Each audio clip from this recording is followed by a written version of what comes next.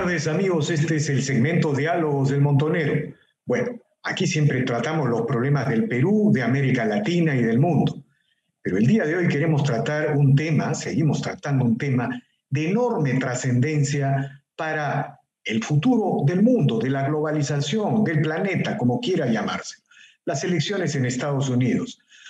Después de muchas, digamos, el nivel de confrontación que conocemos a través de las noticias y los cables, el nivel de polarización es un hecho inédito en 200 años de constitucionalismo en Estados Unidos, en diversos procesos electorales en los que Estados Unidos demostró haber construido la primera república moderna de la humanidad.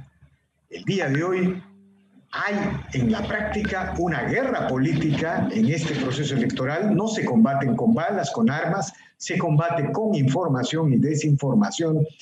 Y algunos señalan que no había una situación en la Gran Unión Americana como tal como se presenta ahora hasta antes de la famosa y trágica guerra civil que enfrentó a los estadounidenses en el siglo XIX. Bueno, para hablar de estos temas hemos convocado a Pablo Muñoz Iturrieta, doctor en filosofía, un reconocido intelectual en el norte del continente y en diversas universidades de Occidente y muy conocido en América Latina. Buenas tardes, señor Pablo Muñoz Iturrieta, gracias por aceptar esta conversación. Buenas tardes, Víctor, y igualmente muchas gracias por tenerme nuevamente en tu programa. Bueno, la primera pregunta es, usted que es un estudioso, un politólogo, un filósofo, ¿cómo podemos entender este nivel de confrontación? ¿No? Digamos, la media internacional señala que tiene que ver con el estilo provocador, confrontacional del presidente Trump, pero esa es una explicación que en realidad pretende no ser una explicación, pretende ser una justificación. ¿Cómo interpretaría usted este nivel de polarización, de confrontación que existe en este proceso electoral? Yo creo que estas elecciones son muy particulares por la significancia geopolítica, si podemos llamarla así, no solamente en los Estados Unidos, pero principalmente en el resto del mundo. Estas elecciones han sido muy diferentes a cualquier otra, incluso yo diría que se ha realizado después de la Segunda Guerra Mundial. ¿Por qué? Porque está caracterizado por la frase que se usa hoy en día es esa de la grieta, esa polarización, una polarización que está expresada especialmente de forma virulenta por lo que usted acaba de nombrar recién, los medios de comunicación masiva. Estos medios, en mi opinión personal, no son medios de información, sino que son medios de manipulación de la opinión pública por el discurso que apunta no a informar al vidente, al televidente, sino que apuntan a dirigirle su pensamiento en una dirección determinada. Entonces, lo que estamos viendo hoy en día en los Estados Unidos ya no se trata más de una disputa entre dos partidos, como ha sido tradicionalmente, ¿cierto? Republicanos y demócratas que están en pugna por asientos, escaños en el Senado, en la Cámara de Representantes o en la misma presidencia en la Casa Blanca. Ya no se trata de eso. ¿Por qué? Porque tradicionalmente estos partidos solamente diferían en cuestiones tal vez de índole doméstica, tal vez en temas ambientales, en cuestiones relacionadas a servicios sociales, a la política fiscal, pero tenían ambos partidos tenían fuertes coincidencias en los fundamentos militares, en cuestiones geopolíticas, en política exterior. Yo recuerdo, Víctor, por ejemplo, una ocasión en la Argentina, cuando estudiaba allá en la escuela secundaria, un profesor nos dijo, la diferencia entre Argentina y los Estados Unidos es que en Argentina el partido que llega destruye lo que hizo el anterior. En cambio, en los Estados Unidos, sean demócratas, sean republicanos, construyen en base a un mismo fundamento. Eso, lamentablemente, hoy en día no lo podemos decir con respecto a los Estados Unidos, porque en definitiva, recordemos, las élites tradicionalmente sostenían un sistema bipartidista, pero que estaba inspirado en cuestiones básicas de capitalismo, de liberalismo, de la expansión globalizante de los Estados Unidos.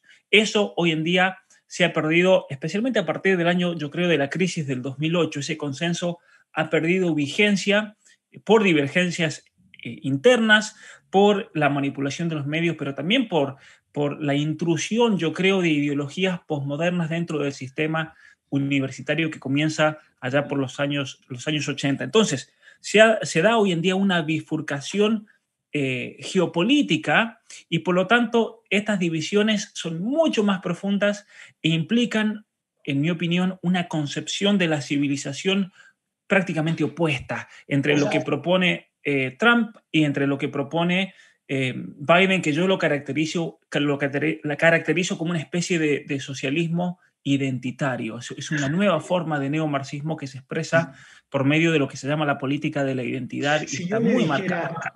Señor Muñoz Iturrieta, si yo le dijera que esta es la primera elección en que en Estados Unidos, la primera república moderna por excelencia, el Estados Unidos de los padres fundadores, ¿no es cierto?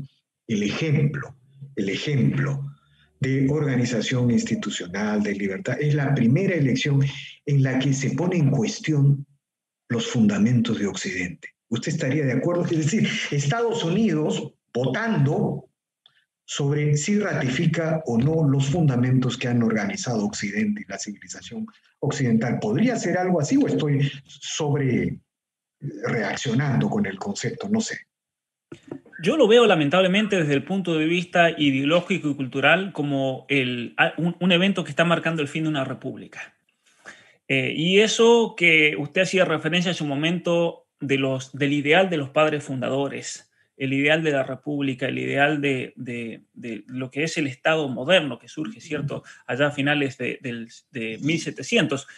Eso hoy en día está en un colapso directo, principalmente debido a las ideologías que han penetrado a través de las universidades, pero que han penetrado y se han materializado políticamente en el Partido Demócrata, con lo que yo mencionaba de este socialismo identitario. ¿Por qué? Porque es una ideología la que motiva hoy en día no solamente a Bernie Sanders, que es caracterizado como alguien marcadamente marxista en contraposición con Biden, que es alguien más moderado. Yo no diría que es alguien más moderado, es simplemente otra versión del mismo socialismo, marxismo o neomarxismo cultural que estamos viviendo hoy en día. ¿Por qué?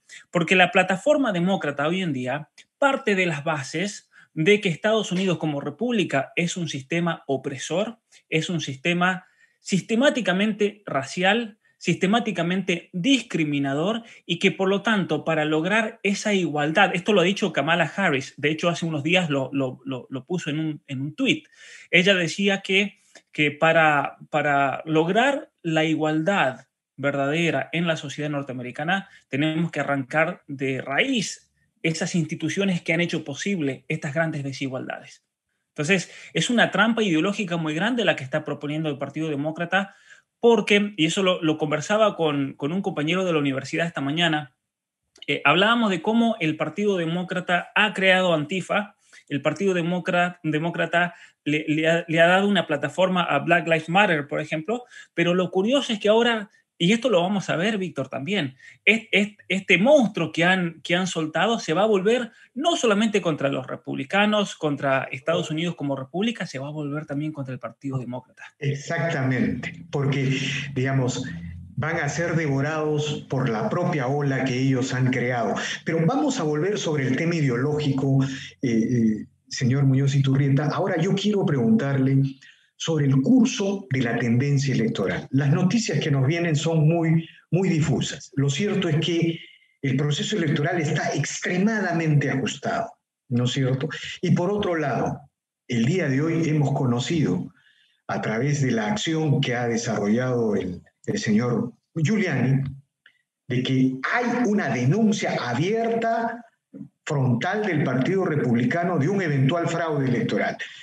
Y finalmente hemos conocido dos noticias más. Una, que señala que las boletas con las que se ha votado en este proceso electoral tenían un sello de nanotecnología, es decir, que eran imperceptibles ante la vista, ante el primer golpe de vista, y que las supuestas denuncias de boletas fraguadas podrían ser muy rápidamente demostradas en los hechos. Solo bastaría que haya una boleta sin nanotecnología, sin el sello de nanotecnología, sello de agua de nanotecnología, frente a otra que lo es. y punto, se demostraría con hechos incuestionables que se han fraguado boletas.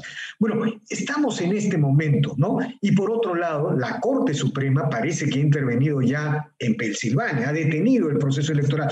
Cuéntenos, relátenos esta situación, por favor, señor Muñoz Iturrieta. Yo creo que los Estados Unidos tienen un sistema electoral que, desde mi punto de vista, es ejemplar. Es un sistema principalmente federal, es un sistema que le otorga a los estados un poder de voto y de decisión mucho más fuerte que si fuera un voto por la mayoría. Por ejemplo, voy a poner el caso de la Argentina. En la Argentina, quien se centra en Buenos Aires, en la provincia de Buenos Aires, ganó todo el país. Y desde Buenos Aires se controla toda la política argentina, lo cual eso tiene para una nación como la mía repercusiones políticas muy graves que se ven en la práctica. Se ven en la práctica. Eso en los Estados Unidos, los padres fundadores lo vieron como una posibilidad y entonces para que no ocurra el abuso que podría partir en su momento desde la ciudad de Nueva York, hoy en día desde el estado de California, le han dado a los estados un sistema federal para proteger el sistema democrático de los Estados Unidos. ¿Cuál es el problema? El problema es que los demócratas han sabido aprovecharse entonces de este federalismo y en los estados que están bajo su control han armado todo un sistema electoral que es de realmente una objetividad que puede ser muy cuestionada. Y esto no es una cuestión que pasa solamente hoy en día, esto son cuestiones que vienen desde hace mucho tiempo. Ahora, coincidentemente, en todos los estados donde estamos teniendo problemas hoy en día con respecto al fraude y las denuncias de fraude, son todos estados controlados por demócratas. Eso para mí es más que una simple coincidencia. Por ejemplo, una cuestión, recién estaba hace unos momentos viendo las noticias y hubo una conferencia de prensa en el estado de Nevada, un estado en el cual misteriosamente hace más de 24 horas que no tenemos resultados de nada.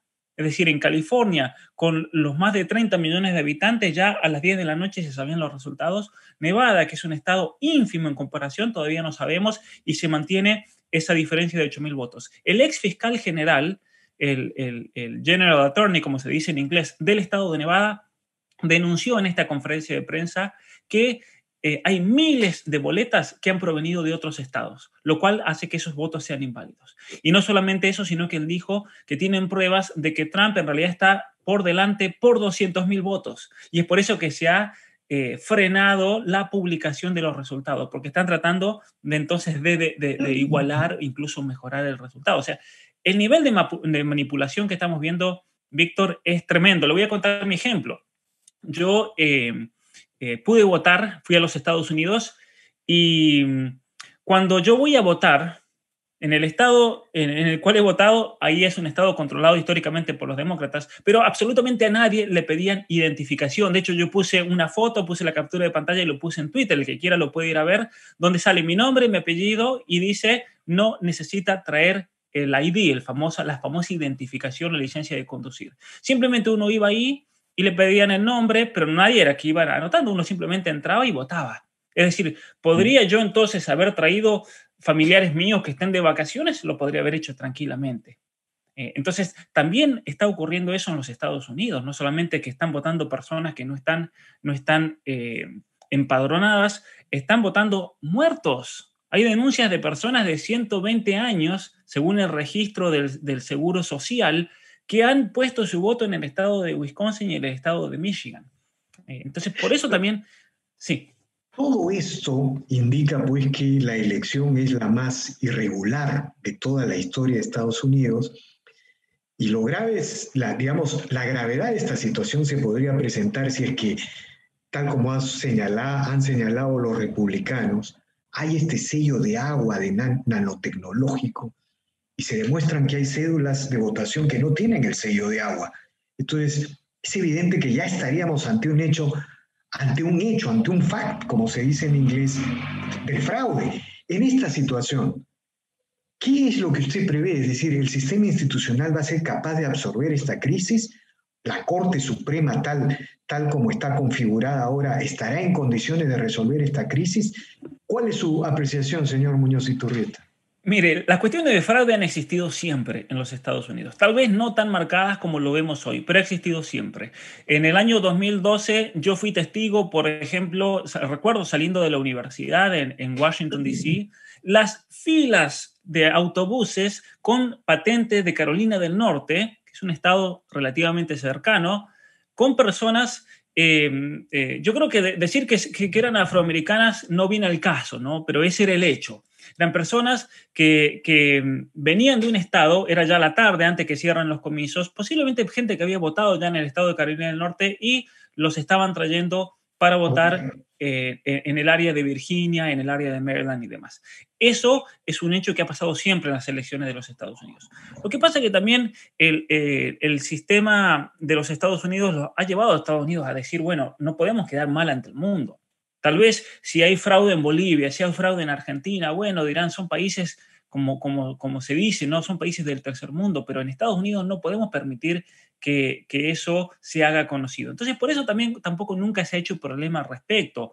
En el año 2012, cuando gana Obama, mucha gente decía, en realidad nunca vamos a saber el resultado verdadero de estas elecciones, porque hubieron muchas denuncias también de irregularidades y de fraude. Pero, ¿qué pasa? Hoy en día estamos ante un factor que ninguna de las encuestadoras honestamente lo supo decir, salvo algunas excepciones particulares. Es una elección muy reñida. Es una elección en la cual vamos cabeza a cabeza entre Biden y entre Trump. El elector de Trump, porque lo quiera Trump como presidente, el elector de Biden, se dice que hasta el 70% no es porque lo quiera Biden, sino que es porque no lo quiera Trump. Y entonces en una situación así, el fraude es una herramienta que puede servir mucho a un candidato determinado. Y es por eso que yo creo que vamos a estar ante un problema muy grande institucional en los Estados Unidos, porque más allá del resultado, Víctor, más allá de si la Corte Suprema interviene en el estado de Wisconsin, en el estado de Michigan, ninguno de los lados va a aceptar la victoria del otro. Eso es un hecho. Y esto es algo que ya se venía diciendo desde incluso antes de las elecciones. Los que votan a Biden nunca iban a aceptar que gane Trump y el votante de Trump no va a aceptar que gane Biden hoy en día con muchos fundamentos, yo creo. Y una pregunta, digamos, de futurología. ¿Se podría decir que la Unión Americana ha entrado a una fase de crisis en la que sí, las alas, digamos, constructivas, el ala constructiva del Partido Demócrata no logra retomar la conducción de ese partido, que es histórico, pues, ¿no? Es histórico, tiene historia, es parte de Estados Unidos. Si es, digamos, si el ala constructiva no logra retomar la conducción del Partido Demócrata, y por otro lado no se morigera este enfrentamiento, podríamos estar hablando de que la Unión Americana, esta unión que es ejemplo del mundo, de las ciencias políticas, se convierte en una gran interrogante. Usted mencionaba California, 30 millones de electores. Bueno, es el Perú. El Perú tiene 30 millones de electores. Bueno, estaríamos hablando, ¿podríamos poner un interrogante, cree usted, a la potencia que siempre ha sido imperio y república al mismo tiempo, reeditando ha sido una especie de Roma, ¿no es cierto? Moderna, ¿no? ¿Podríamos hablar en esos términos, señor Muñoz Iturrieta? Es un hecho que hoy en día en los Estados Unidos el pensamiento de una posible o eventual guerra civil es un rumor verdadero. Ese rumor existe en los Estados Unidos. Lo hemos visto en las estadísticas de la cantidad histórica de números de armas y de municiones que se han comprado en las últimas semanas. Eso la gente lo hace por un temor. El temor existe. Si el temor tiene un fundamento más o menos real es otro tema, pero el rumor de una guerra civil en los Estados Unidos está flotando en los aires. Eso por un lado. Por otro lado, toda esta campaña del Partido Demócrata y de Biden proponen un plan, por así decir, económico, un plan de vida, de nueva normalidad, como se dice hoy en día, que muchísimos americanos no lo van a aceptar. Y es ahí cuando nos vamos a ver a enfrentamientos, posiblemente sean enfrentamientos no del tipo que vimos en la guerra civil, donde eran ya dos alas del ejército que se enfrentaron una a la otra, más el apoyo de la población. Aquí vamos a ver enfrentamientos civiles, vamos a ver enfrentamientos en los cuales yo creo que la policía, recordemos que la policía, todos los cuerpos policiales de los Estados Unidos le han dado por primera vez en la historia su voto a un solo candidato, que ha sido Trump. Porque saben que toda esta maquinaria de Black Lives Matter, de Antifa y demás, ha sido propiciada y especialmente financiada por elementos del Partido Demócrata. Yo creo que esto va a llevar a un enfrentamiento que no solamente es ideológico, esa guerra civil ideológica ya la estamos viviendo los Estados Unidos, por eso esa grieta, esa guerra civil ideológica ya existe. Pero tarde o temprano, como sabemos, ¿no? Estas guerras ideológicas tarde o temprano se terminan materializando en un enfrentamiento bélico. Entonces yo creo que no es imprudente decir que estamos ante las puertas de un enfrentamiento, de que van a haber situaciones muy difíciles en los Estados Unidos hoy en día. Yo creo que vamos a ver un resquebramiento y una división, como usted planteaba, de los distintos estados.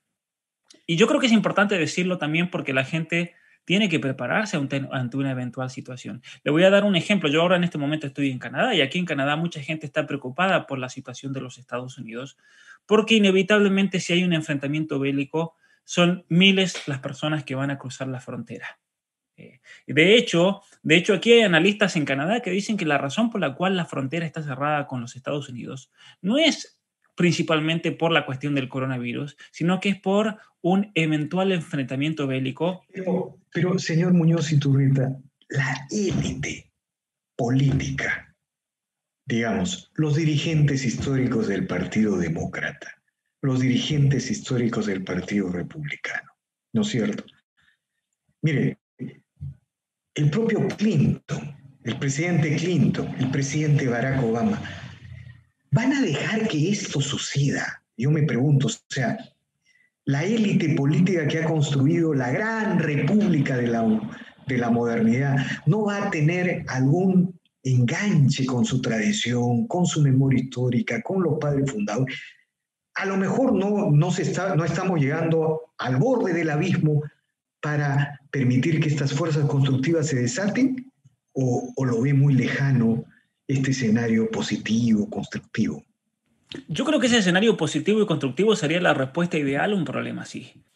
Porque ante una situación de crisis como la que estamos viviendo, la solución ideal de cualquiera de los candidatos, de cualquier partido, de cualquier posición, es tratar de volver a las raíces. Es imposible reformar sin volver a la forma, como decía el gran escritor inglés Chesterton. Yo creo que es algo esencial lo que usted está planteando.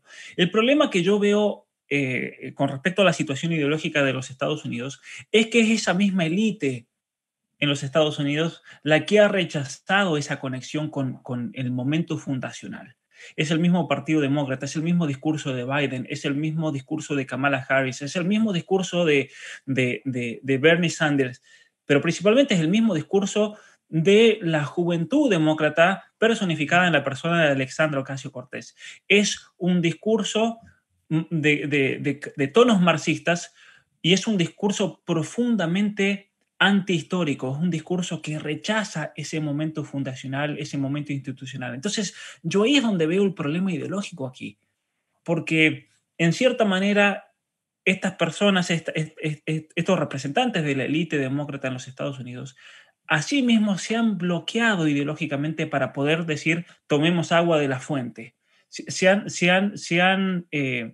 Puede ser que en el momento, en el curso de todos los eventos, eso haga recapacitar y dar un paso atrás en cuestiones ideológicas, pero lo veo muy difícil en la juventud, porque la juventud hoy del Partido Demócrata ha sido adoctrinada totalmente, ¿no?, en todos estos principios.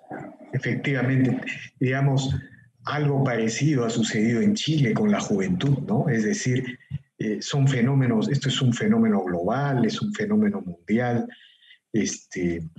pero la otra pregunta que yo le quiero hacer es, digamos, los cables internacionales, los medios internacionales han hecho una caricatura, han construido una caricatura de Trump, ¿no? Trump, por ejemplo, es un proteccionista, es un estatista, pero sin embargo es el presidente que rebaja impuestos y propone seguir rebajando impuestos, ¿no es cierto? Trump, por ejemplo, es un proteccionista, está contra el libre comercio. Sin embargo, se enfrenta a la Organización Mundial del Comercio porque le exige a China que respete el principio fundamental que posibilitó el capitalismo, el respeto a los derechos de propiedad. Si no se respetaran los derechos de propiedad, nunca hubiera habido la máquina de vapor, la electricidad, ni el carro Ford, el T90, creo, la versión T. No hubiese habido eso, ¿no? Se le dice que está contra el libre comercio, bueno, rompe el NAFTA, pero luego renegocia un acuerdo a favor de Estados Unidos. Se le dice que es el presidente guerrerista, es el único que no ha hecho una guerra y ha firmado, creo, 2 acuerdos de paz en el Medio Oriente. Digamos, esta caricatura que se ha hecho de Trump, este demonio, esta especie de Lucifer que se ha pretendido construir en la media, tiene mucho que ver con este nivel de guerra. Yo veo a periodistas latinoamericanos que hablan de Trump prácticamente como si fuera un Hugo Chávez de derecha. Es impresionante. Explíquenos esta caricatura, este hecho, esta desinformación como factor de esta guerra, de esta polarización. Bueno, yo creo que tiene que ver también, tiene que ver mucho con la cuestión del globalismo. Recordemos que en los Estados Unidos, en las últimas 4 décadas anteriores a la elección de Trump, exportó, se dice, 50 millones de empleos de calidad y miles de empresas que se fueron a lo que se llamaba en ese momento países en desarrollo a partir de los 70, en compañías que se fueron a la China, que se fueron a México, a Vietnam, entre otros ejemplos. Y una cuestión que los medios, cuando hacen esta caricatura, esconden, es que millones de trabajadores en los Estados Unidos recibieron jubilaciones anticipadas, hubo un crecimiento descomunal en los Estados Unidos del sector de servicio, decenas de millones de personas pasaron a cobrar sueldos incluso 3 veces menores que los anteriores. ¿Sí? Yo tengo en la universidad, recuerdo papás de compañeros míos que eran ingenieros en aviación, tenían estudios universitarios y que se los jubiló a una edad muy temprana y eran hombres que ahora estaban trabajando en trabajos muy mal remunerados que los llevaba incluso a tener 2 o 3 trabajos, por ejemplo. Entonces se cerraron minas. Recordemos la situación que se vive hoy en día en West Virginia y en el estado de Pensilvania por el cierre de minas, de pozos, de centrales termoeléctricas. Se desalentó la educación técnica y China comenzó a tomar un protagonismo mucho más grande en este desarrollo globalista, podemos decir. Entonces, en el año 2016 llega Trump, que no era ni demócrata ni republicano, también reconozcamos esto, era un outsider, como se dice, de la política tradicional, crítico de la tecnocracia globalista, de las élites políticas globalistas del momento, y cambió las reglas del juego totalmente. Y es ahí cuando los medios a nivel mundial, en los Estados Unidos, pero en el resto del mundo también, comenzaron a hacerle una guerra mediática a un hombre que tenía un estilo directo, a un hombre, como usted decía, que era proteccionista, que puso a los Estados Unidos primero antes que el globalismo. Y eso trajo como consecuencia que se recuperaron miles de empleos perdidos en las últimas décadas. ¿Sí? ¿Su objetivo cuál fue? Trump se lo acusa de no tener un plan y eso es una gran mentira. Él tuvo un objetivo económico que lo cumplió, concentrar en crear empleos y mejorar el nivel de vida de la población. Si vemos los datos, él lo logró. Se crearon millones de empleos históricos. Recordemos que la comunidad afroamericana y la comunidad hispana en los Estados Unidos llegó al mínimo histórico de desempleo. ¿Sí? Bajó el desempleo, incluso en mujeres, en orientales, en personas asiáticas. Y entonces eso tuvo como consecuencia el aumentar el ingreso per cápita en los Estados Unidos, el porcentaje de empleados sin título universitario, rescató incluso del subsidio alimentario a 4 millones de ciudadanos, lo sacó del sistema de asistencialismo. Eso sería un sueño para cualquier país de Latinoamérica, decir, bueno, saquemos a la gente del sistema de asistencialismo e incorporémoslo en el trabajo. Bajó los impuestos de las grandes compañías, lo cual tuvo un efecto muy beneficioso para los Estados Unidos. Comparando con Canadá, nosotros aquí en Canadá tuvimos una pérdida enorme de miles de empresas que se fueron a los Estados Unidos porque las condiciones laborales eran mucho mejores en un país como el que estaba organizando Trump. De hecho, la misma Ford La Ford tiene muchas plantas en la provincia de Ontario. Lamentablemente, varias de ellas cerraron. Estoy hablando de 9,000, 10,000 empleados por planta y se trasladaron nuevamente al estado de Michigan porque las condiciones que proponían las nuevas políticas económicas de Trump eran mucho más beneficiosas y permitió paradójicamente crear más empleos. Cuando los demócratas atacan a Trump porque le bajan los impuestos a las grandes compañías, no se dan cuenta de que hay una correlación entre bajar impuestos y crear empleos de trabajo. Efectivamente. Ahora, y a esto se suma pues este multiculturalismo que usted habla, ¿no? El tema del medio ambiente, el tema de género, el tema racial y la idea de que las instituciones que fundaron los padres fundadores son intrínsecamente excluyentes. Y de ahí viene pues esta voluntad de derribar las estatuas de los padres fundadores, que es una imagen muy poderosa, ¿no es cierto? Uno derriba estatuas cuando cambia una época, cuando derriba una injusticia acumulada históricamente, ¿no? Es decir, cuando uno está a puertas de hacer una revolución, ¿no?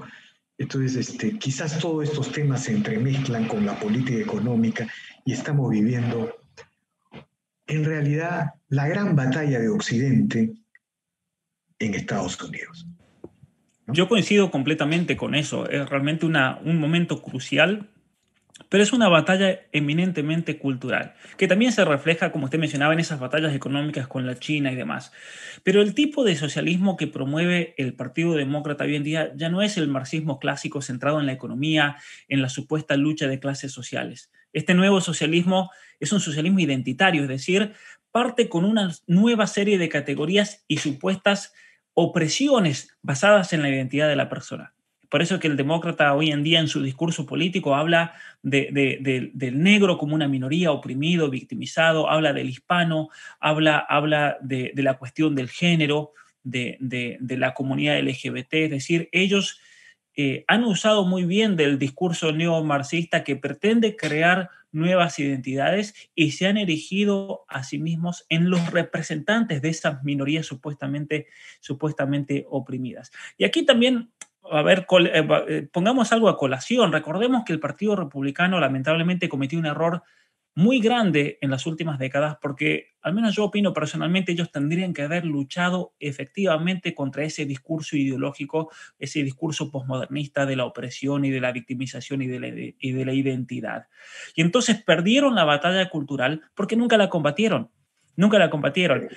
No fue hasta el presidente Trump, el primer presidente en la historia de los Estados Unidos que nombró la ideología con nombre y apellido. Él en muchas ocasiones dijo, es esta teoría crítica posmoderna la que es nuestro enemigo. Es esta visión de la historia que busca destruir todo nuestro pasado. Es esta visión de la historia que ve todo como una sucesión de opresiones, como una lucha de poderes.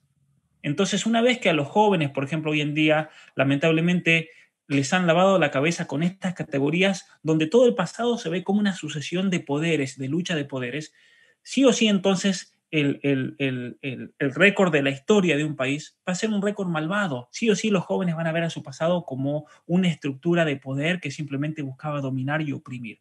Y es ahí cuando surge en los Estados Unidos la idea del privilegio blanco. Es una idea muy peligrosa, porque en los Estados Unidos hoy a los jóvenes, incluso a los mismos jóvenes de procedencia europea, se les hace creer que si están en la posición económica en la que están, no es gracias al trabajo, a las políticas económicas, el esfuerzo de sus padres, de sus abuelos, de las personas que emigraron de Europa a los Estados Unidos, sino que es por una especie de privilegio racial que es fruto de la opresión de distintos grupos identitarios.